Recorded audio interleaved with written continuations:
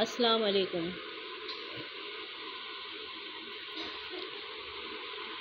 मेरे अब्बा के राज में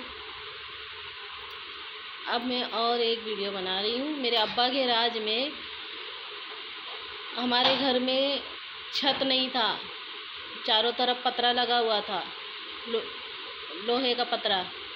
हमारे घर में घर तो खुद का था मगर चारों तरफ पतरे का घर था और ज़मीन कच्ची। उस पर मैं लाल मिट्टी और गोबर से मैं घर लिपती थी।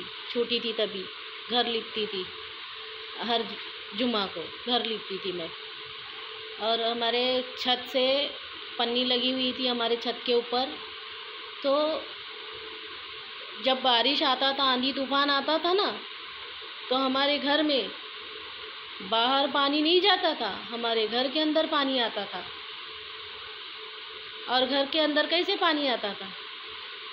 हमारे घर में जितने बर्तन थे उस टाइम, गिलास, थाली, लोटा, पतीली, बाल्टी, टब, सब पूरे चारों कोने में हम लोग रखते थे।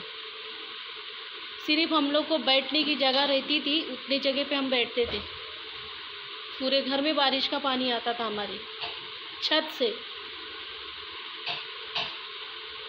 इतना मेहनत करने के बाद मेरी माँ को सोने को जगह घर में नहीं रहती थी। इतनी थकी रहती थी, इतना परेशान रहती थी। मगर 4 महीना जो बारिश का रहता था, वो 4 महीना हम लोग को जगह नहीं रहती थी घर में सोने के लिए। ना पलंग हमारे घर में रहता था कि उसके ऊपर बैठ के सो जाए। एक चटाई रहती थी, 2-4 बिस्तरा रहता था, वो भी भीग जाता था बारिश में। जब घर का पानी बारिश का पानी बाहर जाने के बजाय घर में आएगा तो इंसान सोएगा कहाँ?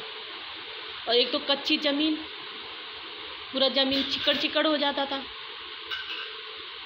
कोबा भी नहीं था, फर्श भी नहीं था, पूरा ज़मीन चिकड़, ठंडा ज़मीन हो जाता था।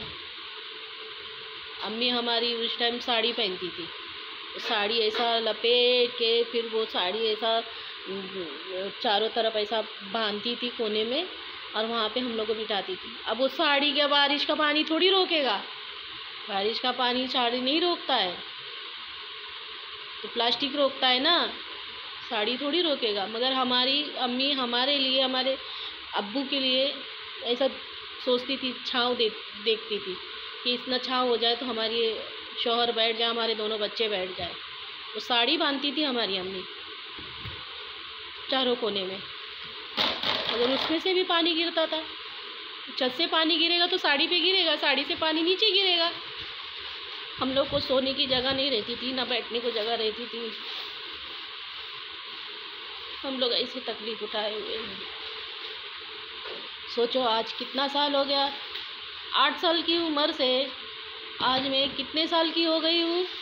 आज भी मुझे सब दिन याद है, सब दिन याद है। हर वक्त, हर लम्हा, हर एक एक राई बराबर बात मुझे आज भी याद है। कितनी बदनसीब औरत है मेरी माँ, और कितने बदनसीब हैं हम।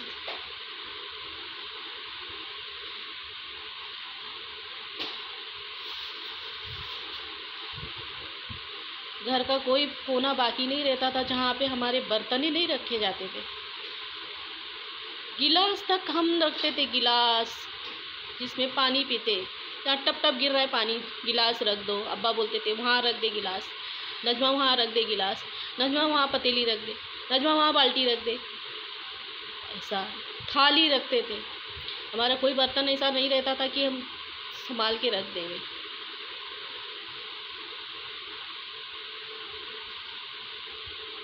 इतनी परेशानी उठाए हमने बचपन में, इतनी परेशानी उठाए हैं। अभी तो थोड़ी राहत है, अल्हम्दुलिल्लाह, अल्लाह का शुक्र है। मगर जो मेरी अम्मी तकलीफ़ उठाती है ना, तो मेरे दिल में सुई की तरह चुभती है, चुभती है, चुभती है। मैं तो खुश हूँ, मगर जब मेरी अम्मी का सोच सोच के मैं फिर अकेले में रात में मैं खुद रोती हूँ। मैं जब तहज्जुद की नमाज़ पढ़ती हूँ तब मेरे आँख खुद ब खुद याद आके भर आते हैं, मेरा दिल भर आता है। क्या करूं?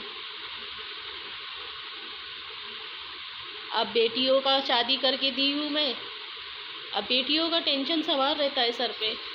बचपन से तो इतनी तकलीफ उठाते आई हूँ, अब बेटियों का टेंशन सर पे सवार रहता है। क्या करूं? कहाँ जाऊं? अब बेटियों की नसीब कैसे अच्छी बनाऊं? जब अपनी माँ की नसीब अच्छी नहीं बना पाई तो बेटियों की नसीब कहाँ से अच्छी बना पाऊं? क्या करूं मैं? अल्लाह से यही दुआ करती हूँ,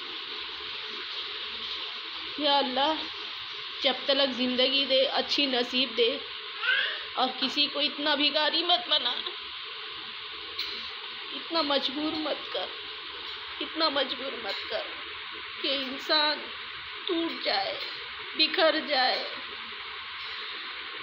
इतना मजबूर मत कर या रब, या मेरे रज़ाक, या मेरे मौला, इतना मजबूर मत कर इंसान को। कब ये शराब बंद होगा? कब ये दर्द ख़त्म होगा?